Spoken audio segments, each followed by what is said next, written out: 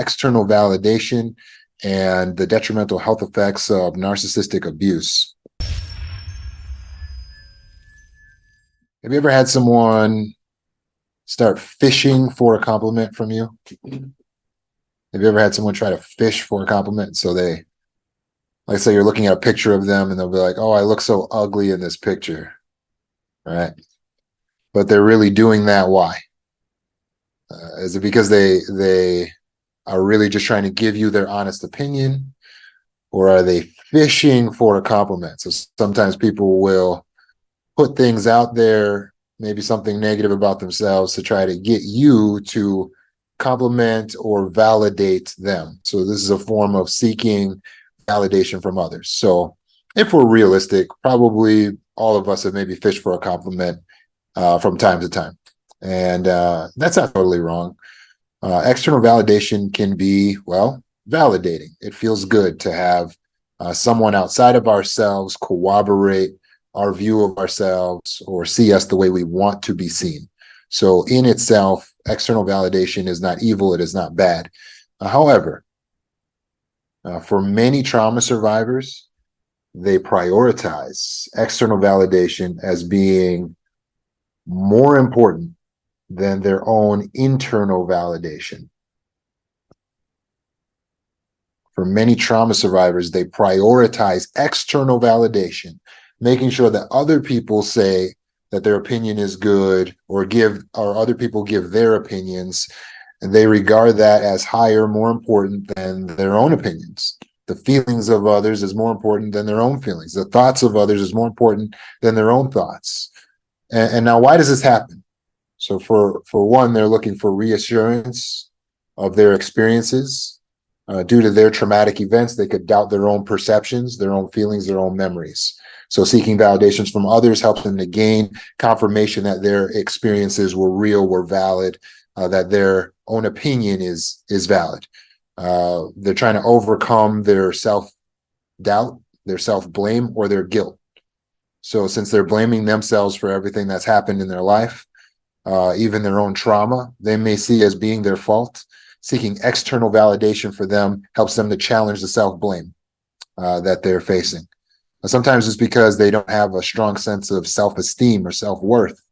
So they're looking to the outside, seeking validation to get that temporary boost of sense of self, by getting some recognition, some support, some positive feedback from someone else.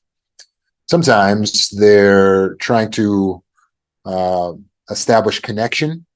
And so they're seeking external validation because they feel isolated and they're trying to connect to others. And so they're reaching out. Sometimes they want to normalize their experiences. They may feel that their experiences are abnormal or uncommon. So seeking external validation helps them to realize that their reactions or emotions are normal. And it makes them feel that their feelings are valid. So whatever the case is, seeking external validation is a coping mechanism. It's a coping mechanism. And if we're doing it too much, it can be a trauma response. So trauma survivors will benefit greatly from working on this tendency they have to seek external validation. Relying on friends and loved ones for your encouragement, for your support, needs to have limited space in your life. Yes, the way that you rely on others for support needs to be limited. Like any behavior, validation seeking exists on a spectrum.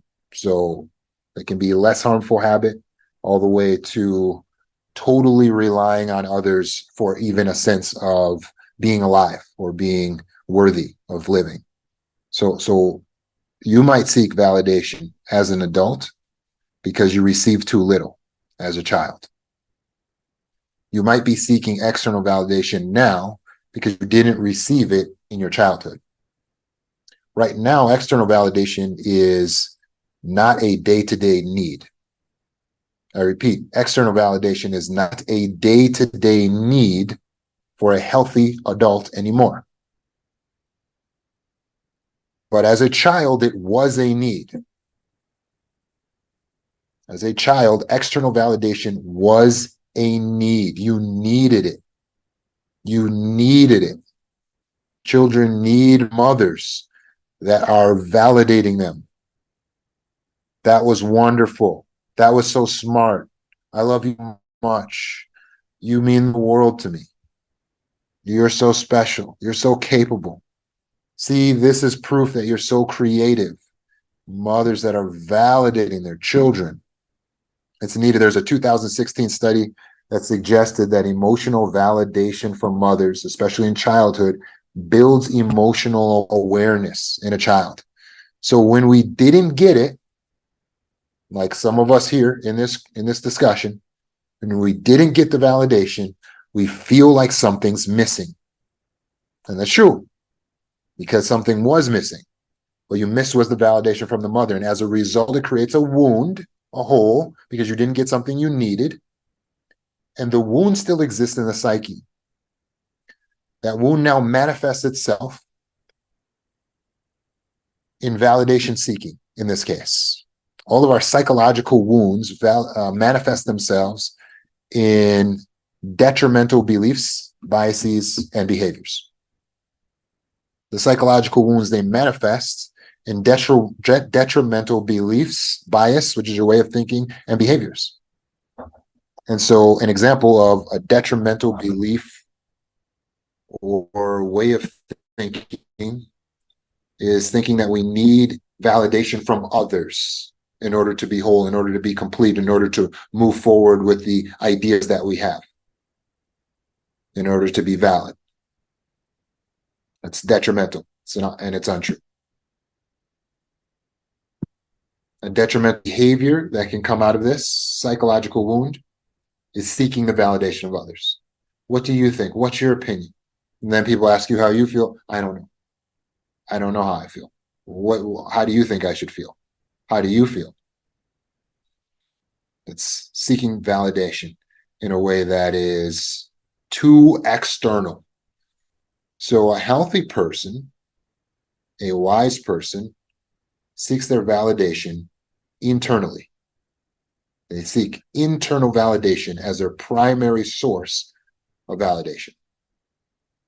When we were children, we needed it from the mother because it would train the subconscious to validate us. You see, when you have a mother that says, hey, you're so special. See, that's proof that you're special. You're so creative. Here's proof that you're creative. You're so beautiful. Here's proof that you're beautiful. You're so smart. Here's proof that you're smart. You're so wise. You're so cunning. You're so this. You're so that. And they're building you, validating. You're mine. You're special. You're loved. You're loved. I love you. When you're getting that constant validation from your mother, it trains the subconscious to speak to you that way. Your subconscious is your little supercomputer. It's a little AI personal assistant in your brain. Handles all the busy work for you. So you don't have to constantly focus on all these automated functions of the body. And so your subconscious is supposed to be sounding like that, like I just said. That's what your subconscious is supposed to sound like. If your subconscious doesn't sound like that, you got this. You can do it. You're amazing. You're beautiful. You're capable. You're strong. You can overcome. Then you don't have a healthy subconscious. That's the subconscious you want to create. And so that's the wound that's created by not having the validation, is that now your subconscious is not working for you. So let's go back to see what we're actually missing now, because we think we're missing validation from the outside, but you're not. Because there's not a need anymore. External validation is not a day-to-day need, and you don't need to wake up every day. I need someone to validate my existence. Please walk outside of your house. Hello, does anyone see me? Do you like me? Do you think I am good? Do you think I am well? Did I do a good job? Please give me promotions, give me accolades. We don't need that every single day of our life anymore. But you did as a child and you didn't receive it, creates a wound in the psyche, so you think you still need it. That's not what you need. The reason you can't heal is because you're looking for the healing from the wrong place. Oh, I need to go back to my mom and maybe she'll give me some validation now. No, wrong. That's not where you get your validation. Oh, I need to get it from my boss. I need to go on the outside. I need a boyfriend, a girlfriend, a husband, a wife, a child. They will validate me. My own family will validate me. No, no, no, no, no. You cannot heal if you're looking for the healing in the wrong place. So where do we get it? How do we heal it? Go back to what you're missing. The healthy child that grew up in the healthy house, healthy validating mom got the healthy subconscious. Now they don't look for the validation from the people, from the boss, from the mother, from the father. They don't look for that. The healthy person has it in the subconscious. Their subconscious is telling them, you got this, you're good, you're going, right? Subconscious is building them up, is supporting them, is validating them. So what do you actually need? Again, the healthy person has a healthy subconscious that's supporting and validating them. So what is it you're missing? It's the subconscious. Meaning the validation has to come from yourself. Ah, dang it. It always comes down to self-love. Yeah, but it's easier said than done, right? Because we may not understand when we haven't been validated how to validate ourselves. We may not understand if we've never been loved how to love ourselves, how to support ourselves. But when we say self-love, it creates this misnomer and it's confusing, creates a loop. So what I want to do is I want to split it so you can see it as two separate people, right? So look at your subconscious right now. We'll look at that as a separate person, like an inner child, right? And then there's you.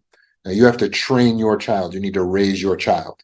And this will help it to make more sense to you because you're good at raising children. You're good at helping other people, right? So think of your subconscious mind as not you, because it really isn't you. It's a AI computer system, but look at it as an inner child. Look at it as something you need to raise.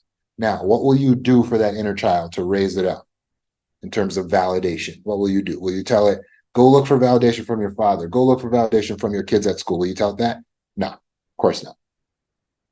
You're going to tell your subconscious, your inner child, you're going to say, you're wonderful. You're just going to validate it. You're wonderful. You're special. You can do this. You're beautiful. You're capable. You're handsome. You're talented. You're funny. You're going to validate it. What you believe is true. You don't listen to what other people say. What you believe is as equally as important as other people. And that's how you would talk to it, right? Good. So that's all you got to do to solve your problem. What I just did there. Talk to your subconscious as if it were a different person. Build it up. Talk to your inner self. Build it up. So let's put the subconscious, the inner child, back inside. Okay, now the inner child's back inside me. What do I have to do to solve this? I need to validate myself. The only difference between me and the healthy person next to me is that their subconscious is already trained and my subconscious isn't trained to benefit me. I just got to retrain my subconscious, healed.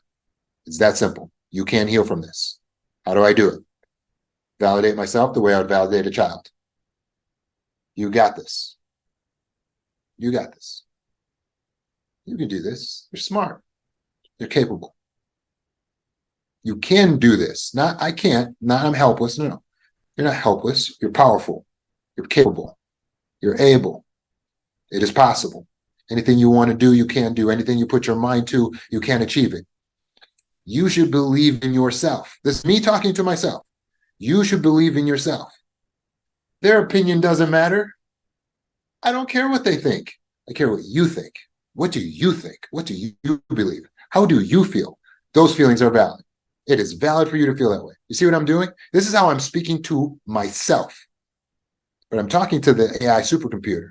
And what's happening is it's recording and it's going to parrot back what it's learning from me. It's a little parrot. So over time, as you do this, over many days, it'll start to say, hey, wait a second. We got a new language incoming here. It's going to start parroting it back. So what happens, your subconscious mind will kick in when you need it. So when you're starting to feel a little shaky, like you need some validation, your subconscious mind will kick in automatically. Bam. Hey, you got this. You're smart. You're capable. You're lovable. You're wonderful. You're just as good as anybody else in this room. It's going to validate you.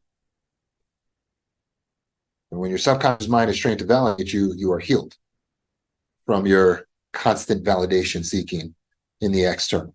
Does that make sense?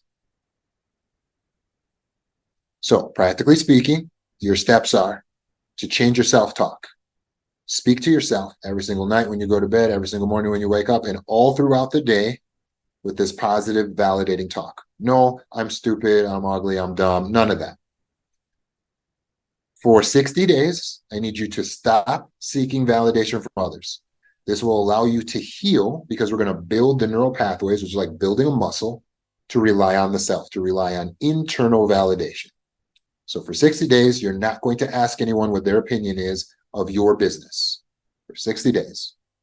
We don't care. We're not going to ask. We don't want to know because it's going to corrupt what we're doing. We're building the muscle of self-validation. Does that make sense? So join me in this quest. Let's take 60 days and let's stop asking other people for permission to feel good. And let's start doing the work of validating ourselves day and night so that we can be healed and have a healthy subconscious that's working for us.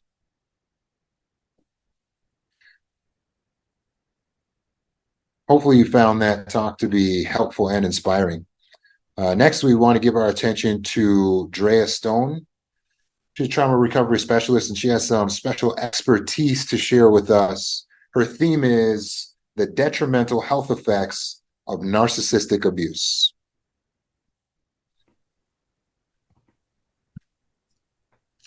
Hello, everyone. As Roman said, my name is Drea Stone. I'm a trauma recovery specialist and a family nurse practitioner. I have been in the medical field for most of my adult life. I began my career as a home health aide, working in nursing homes and privately in the homes of hospice patients. When I was a child, I had dreams of becoming a doctor one day and owning my own practice.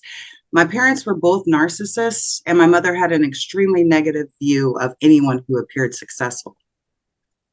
We lived in the ghetto. No one went to college. Even graduating high school was a goal that seemed impossible to my family. One day when I was in the 8th grade, getting ready for school, my mother told me, quote, "You know, you don't have to go to school anymore if you don't want to," end quote. She never attended school past the 8th grade, and she didn't expect any of her 6 children to either. But I loved school. School was a safe place for me. My teachers adored me, and the only praise I received as a child was from them. Praise became my drug of choice as a child. I became addicted to it.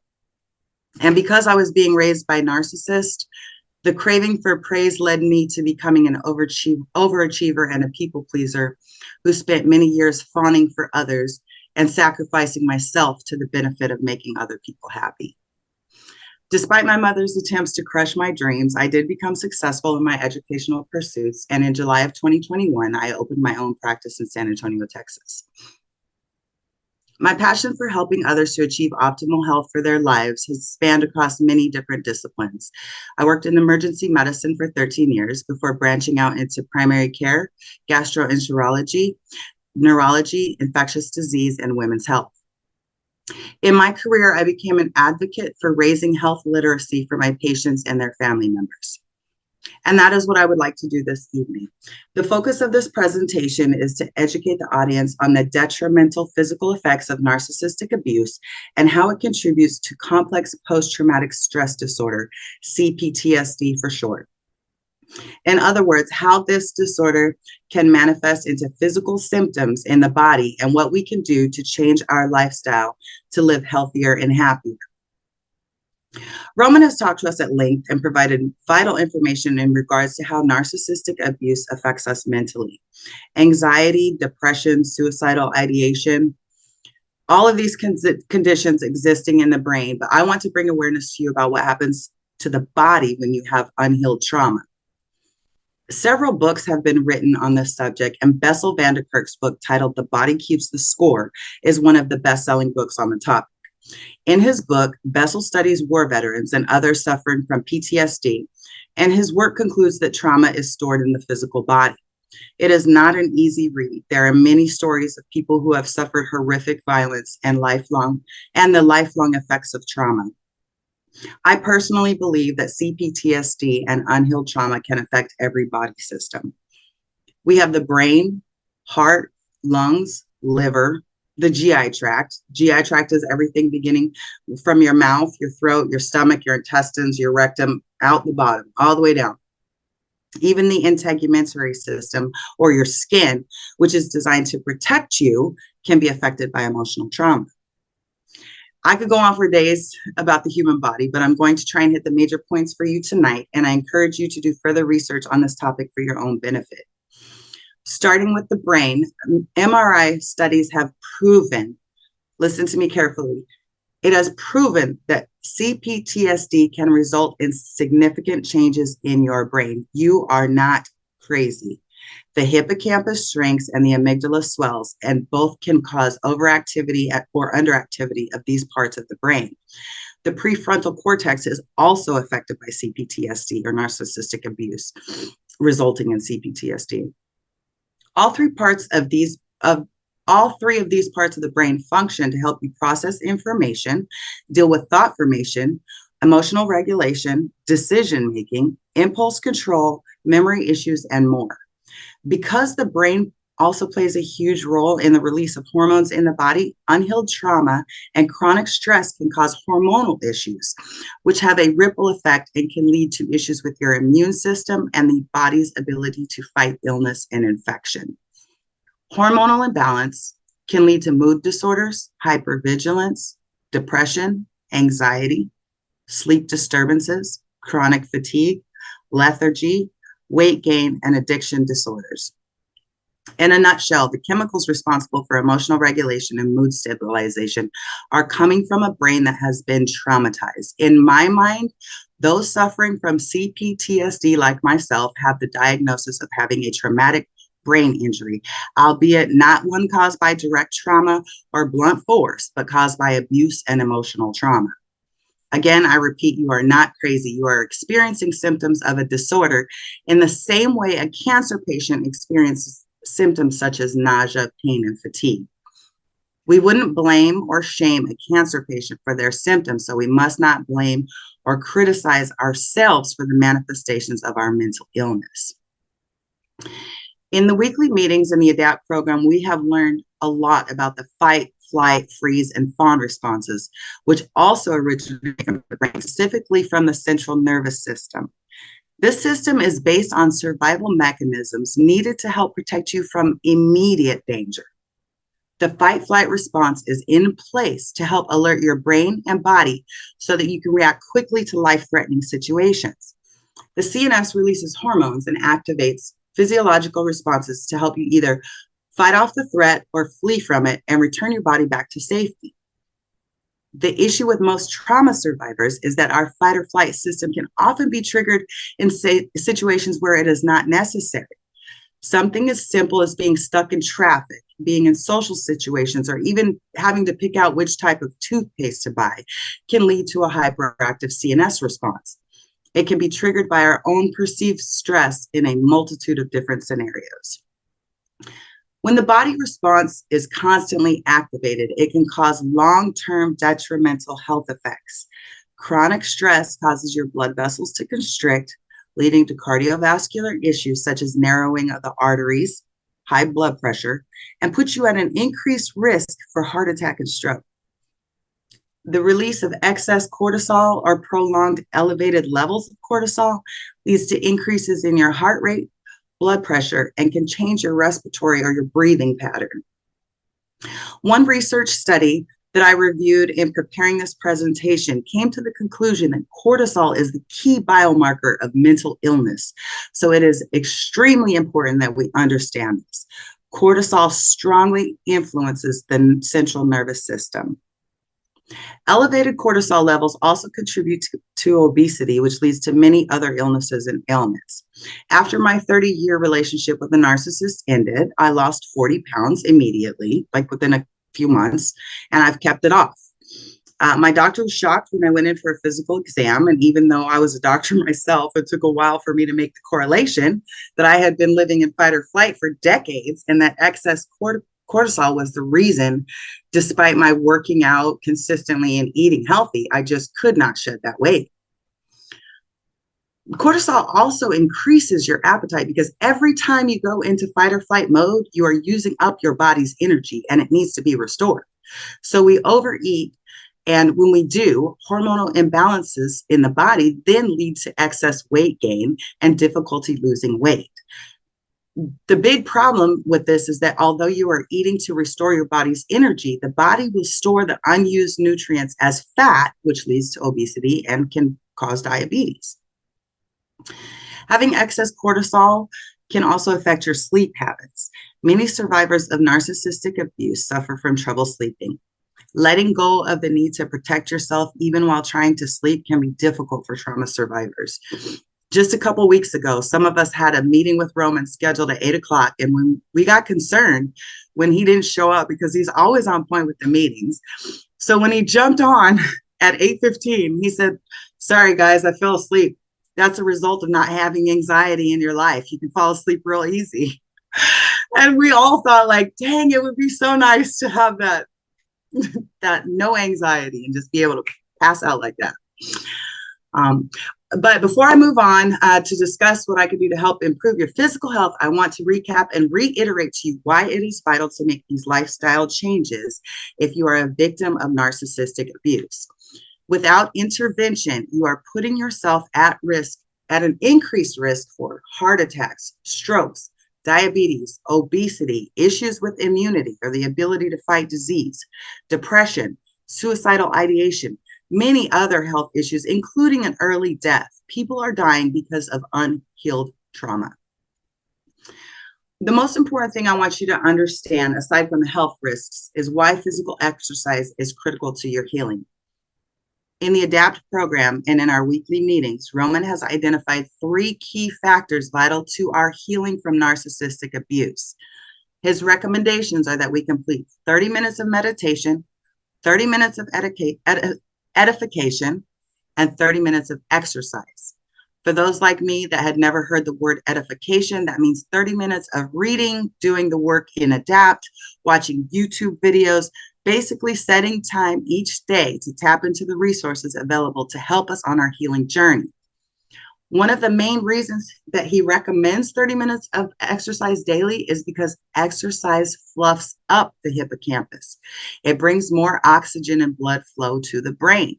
A fluffed up hippocampus, more oxygen and nutrients into the brain will help you to improve all of the things that I spoke about previously: emotional regulation, thought processing, making decisions, improved memory, things that will help improve your brain function and decrease your CPTSD symptoms.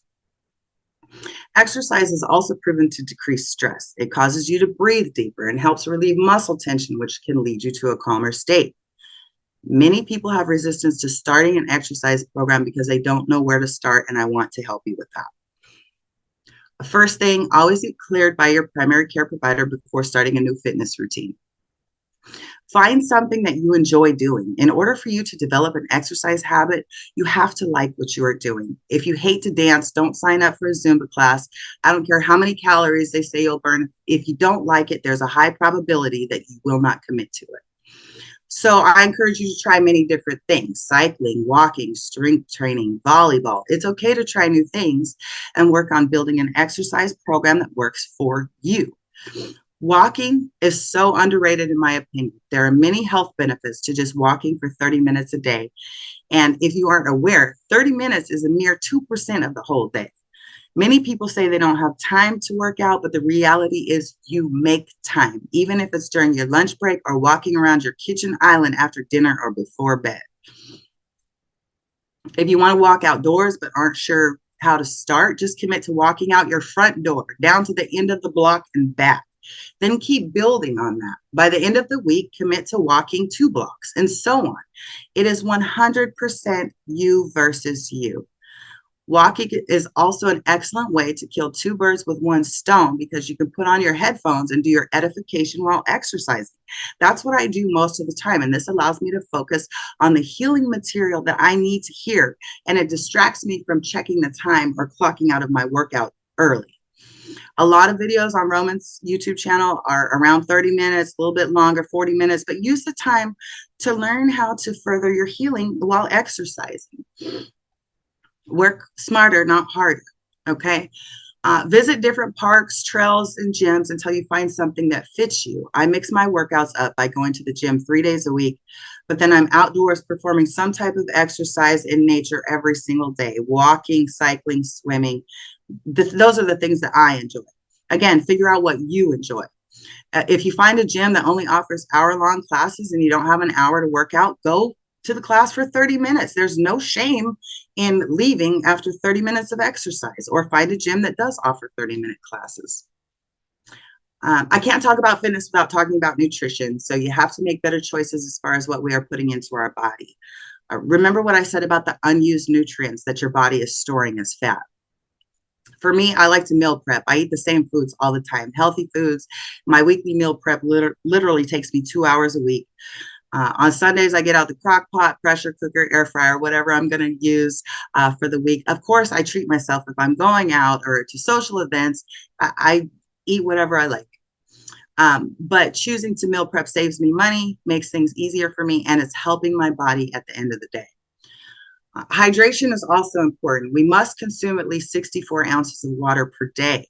Why do we hound you about water consumption? I'll tell you how I used to explain it to my patients. Your body contains trillions of cells. These are like little tiny machines, each of them functioning to keep you healthy and alive. When you don't drink enough water, your cells shrink up like raisins. Okay, so they cannot perform optimally. This leads to excess fatigue, skin changes, accelerated aging. None of us want that. But when you consume enough water and it gets into your cells, the cells are like plump, juicy grapes, and they can function much better than when you're dehydrated. One last tip before I close out is to encourage you to get the proper amount of sleep for you. I won't say that you need 7 or 8 hours of sleep because everybody is different. If I sleep more than 6 hours, I tend to become lazy. So I average between 6.5 hours of sleep per night. And I can still work out and I still have enough energy to perform throughout the day. These suggestions can help you change your physical health and live better. All of us on the team here are so proud of you for being here in the group every week. I hope I have inspired you because you have all inspired me. Give yourself some praise for showing up for yourself. Roman, myself, and the other trauma recovery specialists all want to see you healthy and well for years to come. We are all here to help you improve your immunity against illness, and especially to build your immunity against narcissists. Thank you for listening. Thank you so much, Julia. That was absolutely fantastic. I know everyone here would probably appreciate hearing all that again. So we'd love to have you present again in the future because that's really good, vital information, and given with such compassion. You really hit the nail on the head. Thank you so much. You're welcome. Thank you, Roman. Thank you for the opportunity. I am passionate about it. Indeed. Thank you.